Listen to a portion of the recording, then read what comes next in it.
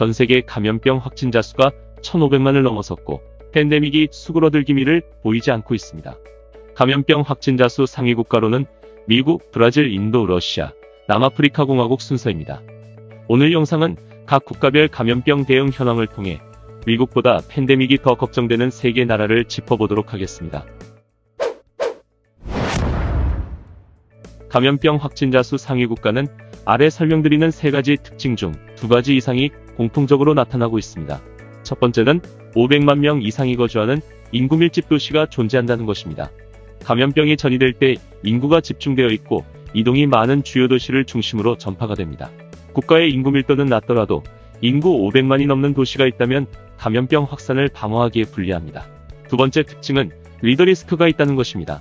대한민국, 독일, 이탈리아, 스페인은 모두 초반 감염병으로 힘든 상황을 맞이했지만 각 국가의 리더는 독단적 판단이 아닌 감염병 전문가의 조언에 귀 기울이고 적절한 대처와 방어 정책을 즉시 실행하여 신속하고 효과적으로 위험을 낮추고 안정화 단계에 진입할 수 있었습니다. 반면 공식 석상에서는 마스크를 착용하지 않는 미국의 트럼프 대통령, 시위대를 선동하며 격리 해제를 주장한 브라질 보우소나로 대통령, 정치적 생명을 연장하기 위해 감염병 수치를 조절하고 있는 아베 총리의 사례를 보면 리더가 얼마나 중요한지 알 수 있습니다. 세 번째 특징은 감염 취약계층과 지역이 존재한다는 것입니다. 확진자 수 2위인 브라질은 파벨라라고 불리는 빈민가가 6,300여 곳이 넘게 존재하며 이곳에는 1,300만 명이 넘는 빈민들이 밀집 거주하고 있습니다. 공권력 사각지대이자 통제가 불가능한 감염 취약 지역인 이 지역에서 6월 중순부터 감염병이 확산되고 있습니다. 확진자 수 3위인 인도는 카스트 제도, 하층 및 노예 계급인 수드라와 불가촉 천민은 감염병 관련 진단이나 치료를 제대로 받을 수 있을 리가 만무합니다. 또한 인도 뭄바이에는 아시아 최대 빈민가인 다랍이라는 곳에 70만 명의 빈민들이 모여 살고 있으며 이곳의 인구 밀도는 서울의 17배에 달해 사회적 거리두기가 불가능한 지역입니다. 확진자 수 6위인 페루의 경우 첫 확진자 발생 후 강제격리, 국경 폐쇄 등 엄격한 봉쇄 조치를 신속하게 취했고 대량 진단도 실시하고 있으나 국민들이 이를 잘 따르지 않는 낮은 시민의식을 확산의 첫 번째 이유로 꼽고 있습니다. 단 그 이유가 당장 식량 문제를 고민해야 하는 빈민들의 입장에서 지키기 어려운 실정을 고려하면 시민의식만으로 비난할 대상은 아닙니다. K방역에서 말하는 진단, 추적, 정보 공개, 치료, 방어, 시민의식 모두 비용이 많이 소요됩니다. 우리나라의 경우를 예로 들면 개인과 의료보험공단이 지불하는 비용을 합하면 1인당 진단 비용이 16에서 20만 원이 소요된다고 합니다. 확진 판정 전까지 지정 장소에 격리되거나 확진 판정으로 치료를 받게 되면 적게는 몇백만 원부터 많게는 7천만 원까지 치료비가 소요된 사례가 있습니다. 이러한 1인당 소요 비용을 전국민 빈민층에까지 지불할 수 있는 나라는 전 세계에 몇 안 될 것입니다.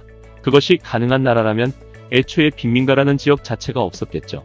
K방역은 국가의 경제적 수준이 어느 정도 도달해 있고 당장 먹고 살 걱정이 없는 수준이 되어야 가능한 방역체계입니다. 위와 같은 여러 나라의 빈민가에는 검사비나 치료비보다 더 큰 문제가 있습니다. 강제격리나 치료기간 동안은 일을 할 수 없다는 것입니다. 시간제나 일용직 노동자들은 생활비를 벌 수 없습니다. 정부의 보조금이나 재난지원금 없이는 기초적인 생활조차 할 수 없는 사회 하위계층은 말 그대로 생계를 위협받는 막막한 상황에 처하게 되는 것입니다. 앞서 언급한 감염병 확진자 수 상위 국가의 특징 3가지인 인구 밀집 도시, 리더 리스크, 감염 취약계층 및 지역을 고려하여 미국보다 팬데믹이 더 걱정되는 3나라를 짚어보겠습니다. 첫 번째 나라는 단연 인도입니다. 인도는 인구가 14억에 달하며 감염 취약계층인 수드라 계급과 불가촉 천민 계급이 전 인구의 20에서 30%에 해당합니다.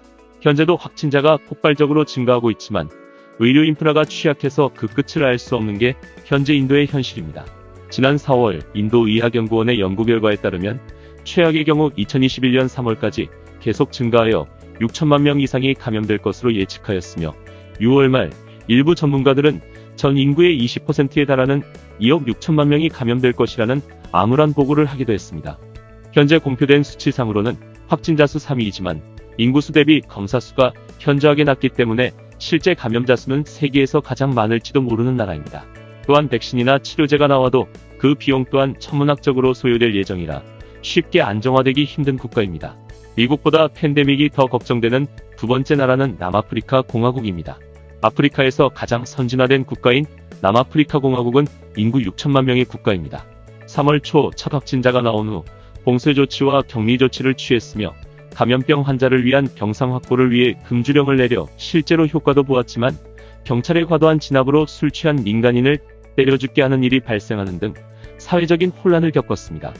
6월 초부터 봉쇄령을 단계적으로 완화했으며 현재는 경제활동을 대부분 재개한 상태이고 또한 학교도 다시 문을 열고 학년별로 점진적으로 등교를 시행하고 있습니다.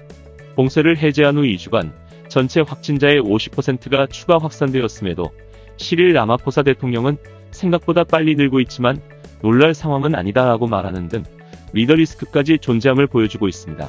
감염자의 약 70%가 케이프타운을 중심으로 퍼지고 있으며 하루 13,000명씩 폭증하고 있습니다. 미국보다 팬데믹이 더 걱정되는 세 번째 나라는 콜롬비아입니다.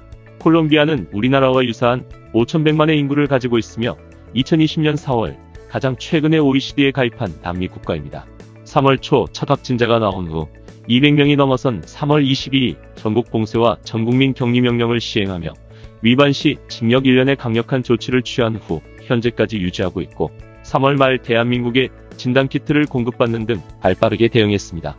콜롬비아는 중남미에서 유일하게 6.25에 참전한 국가로 한국의 진단키트 수출의 우선국이며 대한민국 정부에서 500만 달러 규모의 지원도 진행했습니다. 하지만 콜롬비아의 이런 발빠른 대처에도 불구하고 현재 감염병 총 확진자는 18만 명이 넘습니다. 문제는 콜롬비아 수도 보고타 빈민가인 소아차 지역의 감염병 확산입니다. 자가격리가 1개월을 넘어선 시점부터 식량난이 심화되면서 식량 운송 트럭을 약탈하는 등의 사회 불안이 가중되고 경제가 파탄 위기에 처하게 되었습니다. 격리 조치로 생계가 곤란한 가구를 쉽게 파악할 수 있도록 빨간천을 문 앞에 내걸도록 했는데 이 붉은 헝겊 물결이 보고타 전역으로 확산되고 있으며 어느 순간부터는 정부를 향한 분노를 상징하게 되었습니다. 빅민이 아닌 일반 콜롬비아 국민들도 우리는 일하러 나갈 수도 없고 돈도 없고 먹을 음식도 없다고 호소하고 있습니다. 정부는 가난, 극빈, 취약 상황에 처한 300만 가구의 보조금을 지원하고 있으나 경제 인구의 절반 정도가 지하경제에서 일하기 때문에 실질적으로 정부의 구제를 받지 못하는 가구가 많습니다. 빈민가를 중심으로 좋지 않은 위생 여건의 개선, 생계유지 및 지원 방안 등 총체적인 지원 대책이 마련되어야 더 이상의 확산을 줄일 수 있을 것으로 보여집니다. 이상 미국보다 팬데믹이 더 걱정되는 나라, 인도, 남아프리카 공화국, 콜롬비아 세 나라의 감염병 대응 현황에 대해 살펴보았습니다. 팬데믹은 말 그대로 전 세계적인 범유행을 의미합니다. 위에서 언급한 세 나라의 문제는 단지 저 3국의 문제가 아니며 전 지구적으로 같이 극복해야 할 문제입니다. 세계 모든 나라가 힘을 모아 슬기롭게 이 위기를 탈출할 수 있을 그날이 빨리 오기를 기원합니다. 글로벌 이슈를 콕 집어서 풀어보는 글로보딸이었습니다. 구독과 좋아요, 알림 설정은 컨텐츠 제작에 큰 힘이 됩니다. 시청해주셔서 감사합니다.